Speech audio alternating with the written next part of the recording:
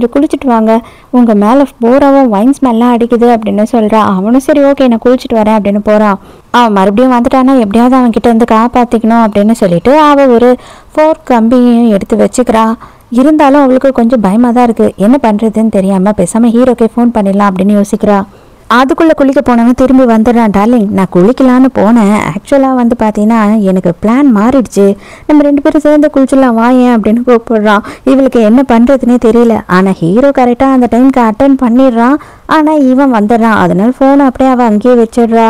Heroine ஏமாத்த பார்க்குறா அப்படின்ற விஷயம் நல்லாவே உனக்கு புரிஞ்சிடுது. இது பார், நான் சொல்கிறத கேட்பியா கேட்க மாட்டியா? சும்மா தான் இருந்தேன், ஆனால் நீயா தான் என்னை வந்து வம்புக்கு எடுத்து இங்கே கூட்டிகிட்டு வந்த. எனக்கு நல்லாவே தெரியும், நீயா தான் வந்து ஒயினை என் மேலே வேணும்னே ஊற்றுன. இது எல்லாமே உன்னோட பிளான் தான். சரி நீ தான் ஆசைப்படுற அப்படின்னு சொல்லி நினச்சி நான் வந்தேன், நீயும் அழகாக இருக்கியேன்னு. இப்போ வந்து இந்த மாதிரி வம்பு பண்ணினா கொஞ்சமும் செட்டே ஆகாது. நான் ரொம்ப கோவக்காரன் பார்த்துக்க அப்படின்னு சொல்லும் போது நீ பண்ணுறதை பண்ணுறா, நானும் பார்க்குறேன் அப்படின்னு சொல்கிறா.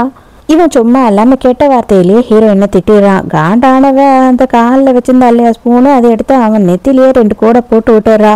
இதுக்கு மேலே நான் வந்து சும்மா பார்த்துக்கிட்டு இருப்பேன்னு நினச்சிட்டியா அப்படின்னு சொல்லிட்டு இவன் என்ன பண்ணுறான்னா டப்பில் இருக்க தண்ணிலேயே போட்டு ஹீரோயின் மூஞ்ச வச்சு முக்குறான். ஆனால் கரெக்டாக அந்த டைமுக்கு நம்ம ஹீரோவோட ஆளுங்க எல்லாருமே உள்ளே வந்துடுறாங்க. வந்தோடனே இவனை பிடிச்சிட்டு போயிடுறாங்க. உடனே ஹீரோ வந்து ஹீரோயினுக்கு ஃபர்ஸ்ட் எய்ட் பண்ணுறான். ஏன்னா தண்ணியில் நல்லா வந்து முக்கிடுறான்ல, அதனால அவளுக்கு மூச்சு பேச்சே இல்லாமல் இருக்கா. ஹீரோயினை ஒரு வழியாக மயக்கம் தெளிஞ்சு எழுந்துடுறா. இந்த வாட்டி கரெக்டாக கண்டுபிடிச்சிடுறா. ப்ரோ என்ன ப்ரோ, நான் வந்து வான்னு சொல்கிறதுக்கு முன்னாடியே வந்துட்டேன், எனக்கு நல்லாவே தெரியும் நான் எப்போ உன்னை வான்னு சொல்லுவேன், அதுக்காக தானே நீ வந்து வெயிட் பண்ணிட்டு இருந்த, நான் வந்து உன்கிட்ட கெஞ்சணும் அதுக்காக தானே நீ வெயிட் பண்ணிட்டு இருந்த, ஆனால் அதுக்குள்ளேயே நீயே வந்துட்டியே அப்படின்னு சொல்லி நக்கல் அடிக்கிறா. நான் கூட உன்னை சாதாரணமாக எடை போட்டுட்டேன், ஆனால் நீ லேசுப்பட்ட ஆள் இல்லை, இன்னைக்கு நல்லாவே எனக்கு புரிஞ்சிடுச்சு அப்படின்னு சொல்கிறான் ஹீரோ. நல்லா பேசிக்கிட்டு இருந்தவ சடனாக மயக்கடிச்சு விழுந்துடுறா. டே இவளை தூக்கிட்டு வாடா அப்படின்னு செக்ரட்டரி கிட்ட சொல்லும் போது, சார் அது அவ்வளோ மரியாதையாக இருக்காது சார், அதனால நீங்களே கொஞ்சம் தூக்கிட்டு போயிட்டீங்கன்னா நல்லாயிருக்கும் அப்படின்னு சொல்லிடுறான்.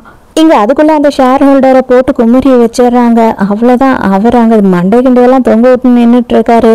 இதை பாரு, நீயா வரல, இவரா உன்னை கூட்டிகிட்டு வந்திருந்தாலும் எங்கள் வீட்டு பொண்ணு மேலே நீ கை வச்சது தப்பு, அதனால அடுத்து இவன் வந்து எந்த ஒரு பொண்ணு மேலேயும் கை வைக்காத மாதிரி பண்ணிடுங்க அப்படி சொல்லிட்டு